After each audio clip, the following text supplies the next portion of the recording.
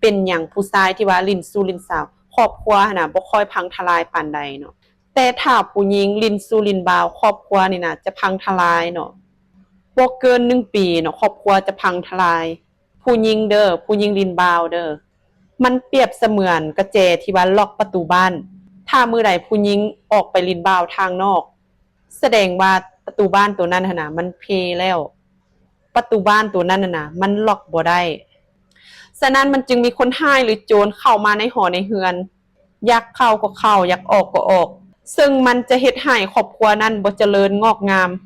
ซึ่งมันจะเฮ็ดให้เรือนหลังนั้นเป็นเรือนที่ว่าบ่เฮงเฮ็ดให้เรือนหลังนั้นจากที่เคยหาเงินได้ผู้ชายก็จะหาเงินบ่ได้จากที่เคยรวยก็จะเริ่มหมดตัวฉะนั้นสังเกตโลดว่าเรือนหลังใดที่ว่าผัวหั่นบ่เป็นคู่เป็นคนแล้วเมียก็บ่เป็นคู่เป็นคนสุดท้ายแล้วผัวก็ไปมีเมียแล้วเมียก็ไปมีผัวน้อยสุดท้ายก็แตกแยกห่างกันปะกัน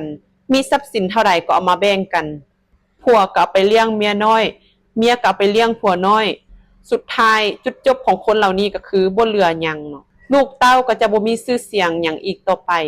เพราะได้แต่ชื่อว่าตะกี้หั่นน่ะเขาเจ้าก็รวยๆได้แต่เดี๋ยวนี้เกิดจากว่าพ่อแม่เขาบ่เป็นคู่เป็นคนก็เลยเป็นแบบนี้